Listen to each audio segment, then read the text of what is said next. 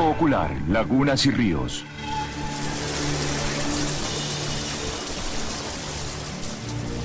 Hay más cantidad de seres vivos que dependen de ríos y lagunas para sobrevivir que de cualquier otro hábitat.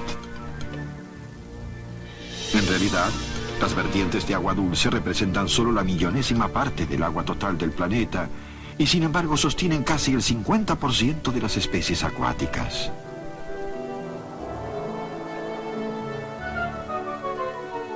No debe sorprendernos el hecho de que, desde que comenzó la vida humana, el río ha sido fuente de mitos y leyendas, ha simbolizado tanto la vida como la muerte, hasta el origen de nuestra civilización.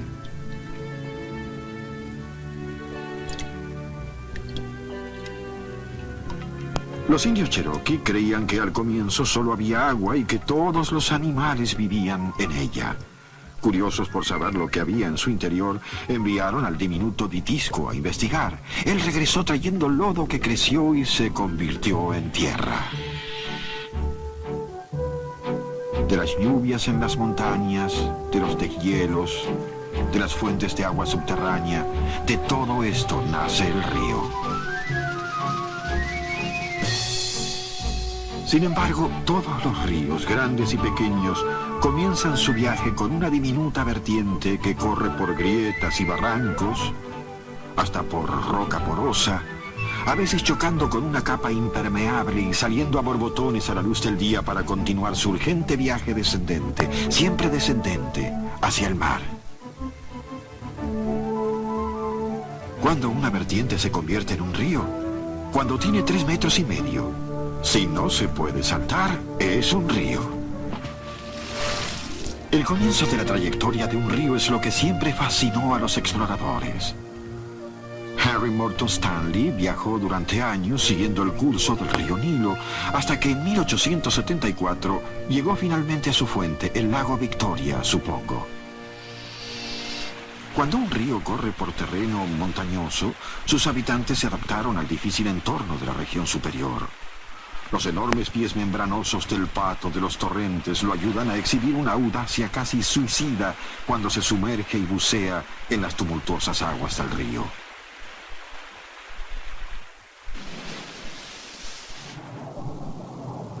La región ventral del siluro es plana. Sus aletas son musculosas y espinosas, de modo que cuando la corriente es muy fuerte, se afirma dentro de alguna grieta desafiando la potencia del río.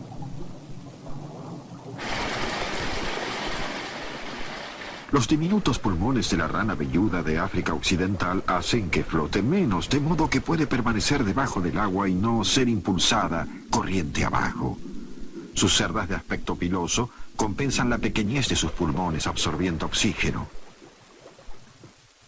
Las plumas especiales del mirlo de agua lo mantienen seco cuando imita a los peces para atrapar los manjares que se hallan en el lecho del río.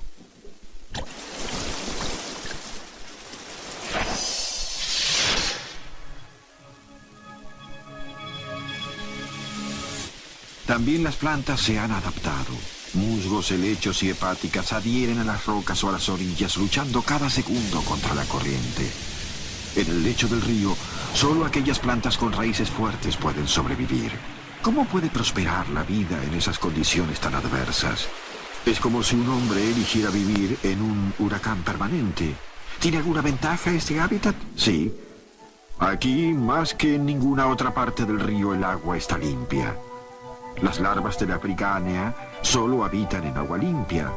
Los científicos consideran su presencia, junto con la de las larvas de la efímera y las de la mosca de las piedras, como prueba de que el río no está contaminado. La parte superior de un río es muy rica. Estas aguas torrentosas están repletas de oxígeno. La lamprea de mar inhala el oxígeno a través de orificios branquiales especiales que le permiten respirar mientras la boca está ocupada en evitar que se la lleve la corriente. La lamprea de mar se dirige al río para reproducirse. En el océano utiliza su ventosa para aferrarse a los peces y aquí la utiliza para luchar contra la corriente. Es un mundo en el que quien no se aferra se adhiere y quien no se adhiere se sujeta. Y sin embargo, para la supervivencia, el sustento, la seguridad, ninguna otra criatura dependió tanto del río como el hombre.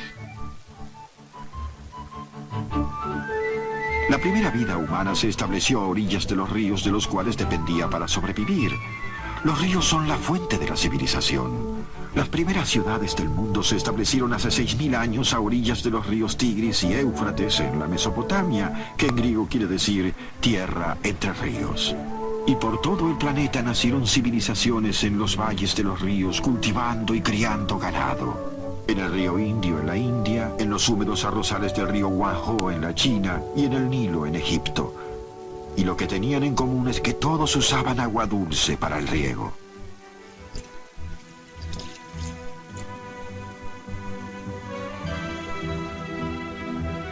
No es extraño que el río haya formado parte de las creencias religiosas. Los cristianos, los judíos, los hinduistas y los budistas, todos creen en los 4 ríos de la vida que conectan la tierra con el paraíso y que traen la luz, el poder, el alimento espiritual. Pero el río también significaba muerte. En la leyenda griega, las almas de los muertos tenían que cruzar el venenoso río Estige. Por sobre todo, el río es movimiento. El río más importante de Francia, el Sena, lleva su nombre en honor a la diosa romana Secuana, cuyo nombre significa en forma de serpiente. Y en todo el planeta el agua dulce conforma el panorama serpenteando, buscando su camino hacia el mar. La tierra está marcada y dividida por corrientes, todas unidas con un solo propósito: llevar el agua de lluvia desde los terrenos elevados a los bajos, siempre tomando el camino más fácil, una inmensa fuerza cavando canales y desfiladeros, tallando la roca, desmenuzando y labrando el paisaje y creando algunas de las grandes maravillas del mundo natural. La obra de tallado más grande que existe en la superficie de la Tierra, el Gran Cañón, tiene casi 2 kilómetros de profundidad, producido por la erosión del gran río Colorado durante más de 10 millones de años. La trayectoria de un río puede ser enorme. El río Nilo, en África, recorre una distancia superior a la que existe entre Nueva York y Moscú para llegar a su destino, el mar Mediterráneo. Y el poder de la corriente puede ser colosal. En un momento dado, 1/3 de la totalidad del agua dulce del mundo está en el vastísimo río Amazonas. Son 7 millones de metros cúbicos que se desplazan por minuto.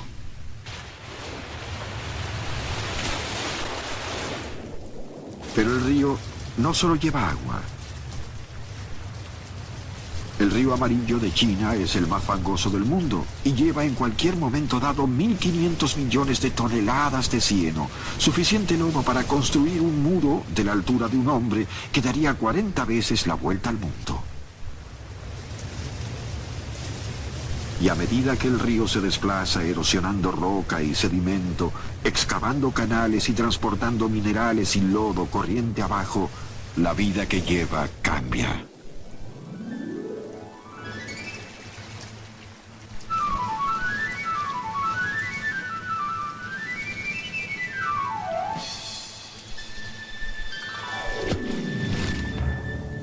La corriente más lenta permite que el cieno se precipite hacia el fondo, ofreciendo un asidero más firme para las plantas, que a su vez proporcionan oxígeno. De modo que la sección media de un río está llena de vida, y hay pocos hábitats que atraigan una variedad tan grande de habitantes.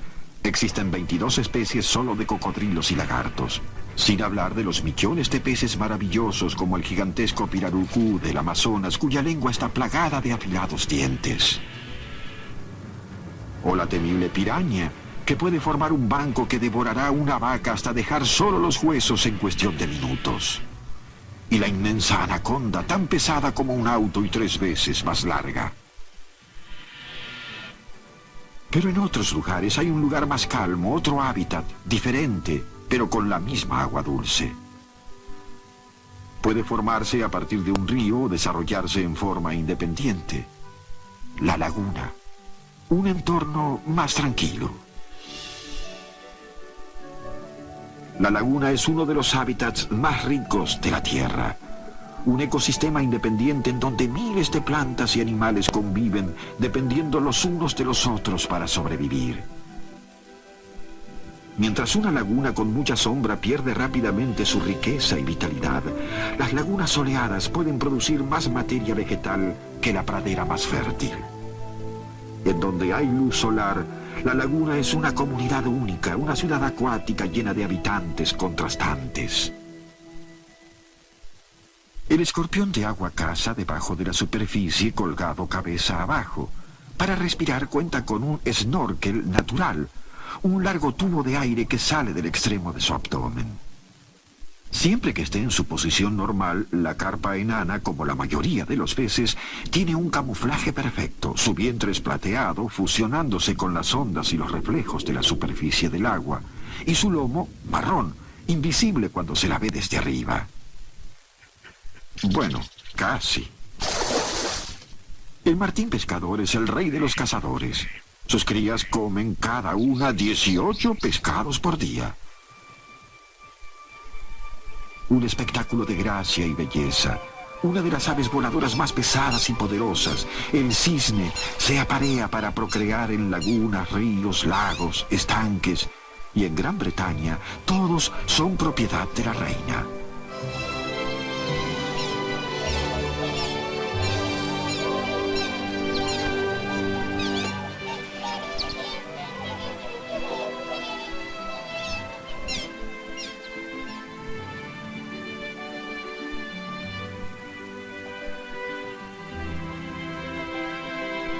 Y al igual que el río fluye en cuentos como El viento en los sauces, la imagen más perdurable de los cuentos de hadas es la rana sentada sobre una hoja de nenúfar. Serenos y exquisitos, los nenúfares son símbolos universales de vida y existencia eterna. En las escrituras hinduistas, el nenúfar es la flor que existía al comienzo, el glorioso nenúfar de las grandes aguas. Tal vez sea su tamaño lo que alimenta nuestra imaginación. La hoja de nenúfar más grande registrada tenía 3 metros de diámetro, lo bastante resistente como para que se siente un niño. Y ya sea Jeremy Fisher o cualquier otra rana, ninguna criatura se asocia tan fuertemente con la laguna como el anfibio. Casi todos se reproducen aquí. El agua facilita la fertilización e impide que la cría se deshidrate. También tiene una temperatura constante y protege de los rayos ultravioletas. Pero la laguna tiene algo más, una quietud preferida por muchas criaturas para criar a la generación siguiente. Estos sapitos pasarán la mayor parte de sus vidas en áreas boscosas, pero todos ellos regresarán aunque estén lejos a la laguna en donde nacieron cuando llegue la época de la reproducción. Los sapos son inteligentes al elegir la laguna. El arrastre de la corriente de los ríos crea serios problemas y no solo a los animales. Tántalo, hijo de Júpiter, reveló los secretos de los dioses y fue obligado a quedarse para siempre en el río, debajo de un manzano. Cuando tenía hambre, las manzanas flotaban suavemente fuera de su alcance, tentándolo. El mundo animal tiene formas ingeniosas de luchar contra la corriente de un río. El sapo comadrona macho envuelve hasta 50 huevos en un largo hilo alrededor de su pata trasera. Los tiene allí durante 3 semanas hasta que nacen los renacuajos que pueden nadar libremente. El sapo de Surinam lleva a sus pequeños en el lomo y cuando nacen no son renacuajos sino sapitos totalmente formados.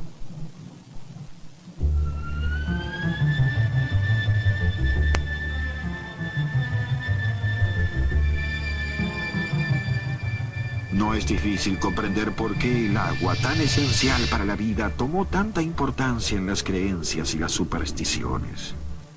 En la Mesopotamia se realizaban ofrendas de pescado, símbolo de sabiduría al dios del agua dulce Enki, de cuyos brazos fluían los ríos.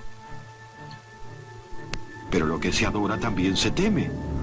El pueblo de los indios Seminola de Norteamérica temía al máximo horror acuático, las aterradoras panteras de agua que se enrollarían alrededor de los nadadores y los ahogarían. Pero algunos peligros del agua son demasiado reales. Las enfermedades. La esquistosomiasis, la hepatitis, la polio, el cólera, la ceguera de los ríos son todas transmitidas por el agua dulce o por los animales que viven cerca de ella, incluyendo a la criatura más letal del mundo, la que, a excepción de las guerras y los accidentes, fue responsable de la mitad de las muertes del planeta desde la Edad de Piedra. El mosquito Anopheles, portador de la malaria o paludismo. Minúsculo pero mortal. Hasta 3 millones de personas mueren anualmente de paludismo solo en las regiones aledañas al desierto de Sahara en África. No todos los insectos tienen una reputación tan letal. La libélula es una de las especies de insecto más extraordinaria y hermosa. Tiene 3.000 millones de años de antigüedad y algo totalmente único: alas que se mueven independientemente. Control total del movimiento. Puede detenerse completamente en medio del aire, volar hacia adelante, hacia atrás, girar en cualquier dirección y posarse tan suavemente como una pluma. Algunos insectos prefieren nadar. El girino crea pequeñas olas haciendo uso de una especie de dispositivo acuático de ecoubicación. Estos increíbles navegantes reciben las ondas que regresan reflejadas por los objetos en su camino para evitar chocarse con ellos. Es un dispositivo que funciona la mayoría de las veces. Pero las colisiones no son solo un peligro de la superficie, como lo confirman estos andarríos. La araña de agua evita la confusión colocándose debajo de la superficie. Crea una burbuja sumergida de la cual sale para consumir su presa. Literalmente una campana de buzo atrapada en una telaraña, tejida entre las plantas y las malezas. Plantas y malezas cuya belleza, cuando se elevan sobre el agua, ha sido capturada, transformada en arte, exhibida a través de la historia. Sauces, reinas de los prados y botones de oro, todos están prensados, conservados, pegados, pintados, bordados. Fue en los juncos a la orilla del agua en donde tuvo lugar una de las historias más conocidas relacionadas con los ríos. Cuando un faraón egipcio ordenó la ejecución de todos los bebés varones judíos, una madre escondió a su hijo en una canasta en los juncos. El niño era Moisés, que creció para sacar a su pueblo de la esclavitud y que recibió la tabla de los 10 mandamientos de manos de Dios. Y el río es también un purificador del espíritu. Los hinduistas creen que deben bañarse en el sagrado río Ganges al menos una vez en sus vidas. Y los antiguos egipcios creían que el agua del Nilo volcada sobre las estatuas religiosas tenía propiedades curativas. Adoraban también a los cocodrilos del Nilo y los adornaban con cristal y con oro. No hay registro de cuánto tiempo soportó la criatura más feroz de los ríos estas delicadas atenciones. En sus techos inferiores el río es más majestuoso. La suave corriente permite que el cieno se deposite en las partes internas de sus curvas. Estos bancos de lodo albergan a los mamíferos excavadores de madrigueras, como la diminuta musaraña acuática, por ejemplo. Para su tamaño es al menos tan feroz como el cocodrilo y caza con total temeridad. El más grande de los amantes del lodo del río es el hipopótamo. Crea su propia loción para el sol al segregar un fluido cuando se dirige a tierra firme para protegerse de los rayos solares. En el agua su protección consiste en solo exponer la nariz, los ojos y las orejas. Y el bostezo de este macho no es debido al sueño, es su manera de cortejar a la hembra.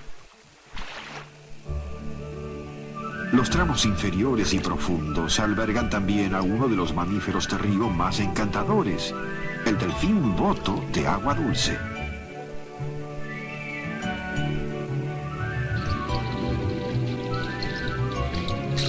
Estas hermosas criaturas son los héroes de muchas historias del Amazonas.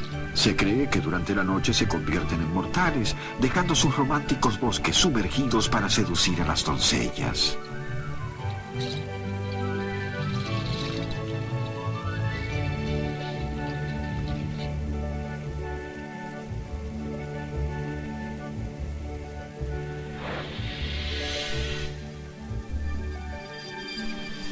El castor fue cazado casi hasta su extinción en Europa, pero prospera en Norteamérica, en donde no solo se ha convertido en símbolo nacional, sino que nos ha brindado un modelo de una de las proezas más importantes de la ingeniería moderna. El castor es el único mamífero, a excepción del hombre, que interfiere con la trayectoria del río hacia el mar. La única manera que tiene el castor de huir del peligro es buceando, de modo que se pasa la vida creando profundidad mediante la construcción de represas. Como estas nuevas profundidades muchas veces se convierten en pequeños lagos, el pequeño castor crea nuevos hábitats. Aunque ninguno de ellos tan vasto como los creados por la manipulación humana de la trayectoria de los ríos, que ha alcanzado proporciones extraordinarias. Un quinto de la electricidad mundial es hidroelectricidad, de allí la construcción de las estructuras de ingeniería más impresionantes que se hayan visto. La represa más grande del mundo, Itaipú, en Paraguay, tiene agua suficiente para llenar 70.000 millones de bañeras.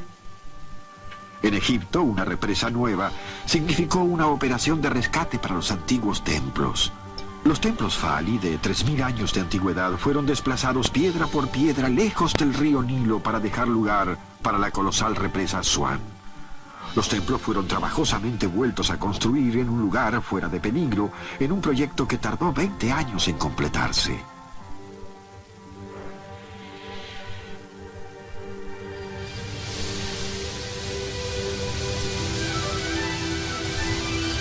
A veces los peces también necesitan que se los rescate. La mayoría de las represas son demasiado altas para saltar, aún para el atlético salmón. De modo que algunas tienen escaleras para peces que descomponen el ascenso en peldaños manejables. Pero quien necesita ser rescatado del río más famoso de Norteamérica es el hombre. Las aventuras en balsa de Huckleberry Finn por el Mississippi, evitando serpientes y pescando bagres, no son nada comparadas con la última y más grande amenaza del río. El Mississippi está lentamente cambiando de curso y podría unirse a un río paralelo más pequeño, una desviación que dejaría secas a Nueva Orleans y a Baton Rouge. Hay todo un cuerpo de ingenieros tratando de solucionar el problema, pero el Mississippi puede resultar ingobernable. Y cuando la voluntad del hombre entra en la batalla contra el poder del río y crea represas y embalses, el resultado es una de las imágenes más espectrales del río: la aldea sumergida. Los restos de una comunidad perdida que nos da uno de los mitos más fantasmagóricos que existen. La campana continúa tañendo desde las profundidades.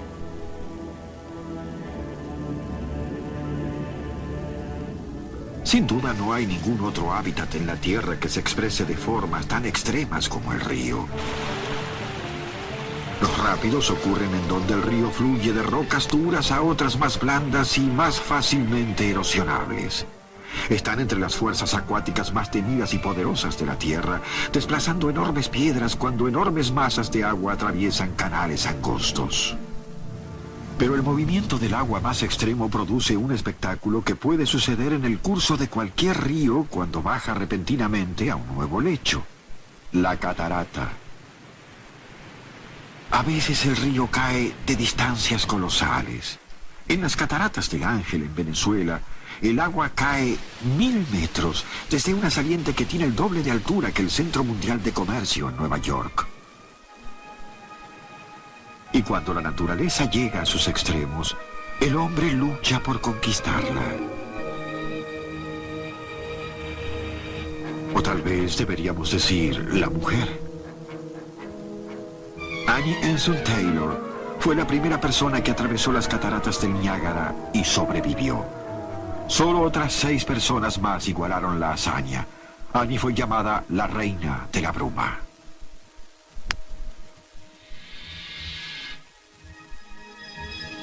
Los ríos proporcionan otra maravilla recreacional. Las oleadas ocurren cuando una marea muy alta impulsa el agua corriente arriba, a veces con una velocidad de 60 kilómetros por hora. Pero la oleada no es lo único que va contra la corriente de un río, ni los seres humanos los únicos que desafían su poder. La tortuga cabezona del sudeste de Asia tiene el inusual hábito de trepar cascadas. Este intrépido reptil utiliza su larga cola para sostenerse mientras trepa la cascada como el mejor de los alpinistas.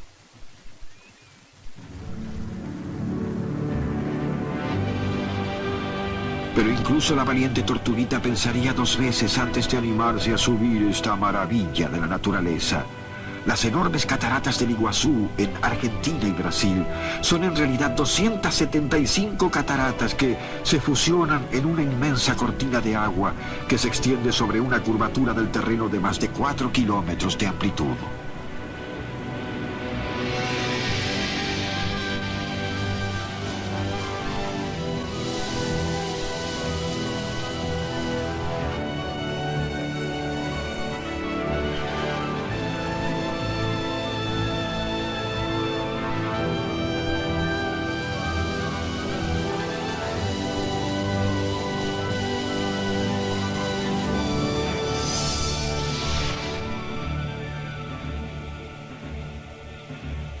El trecho final de la trayectoria del río es a veces el más espectacular. Una enorme extensión de agua y tierra, el delta, en donde el agua dulce desemboca en el mar.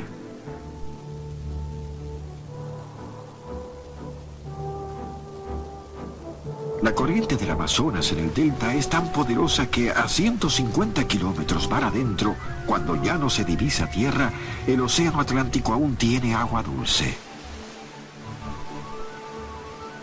El delta marca la muerte del río, el final de su trayectoria al cruzar la frontera entre agua dulce y agua salada. Pero este final es también un comienzo, porque el viaje del río es circular. Esta banda que fluye llena de vida se une al mar solo para renacer. Porque ya el agua se está elevando como humedad. Está regresando arrastrada por el viento a las alturas para precipitarse como lluvia y comenzar el gran viaje otra vez.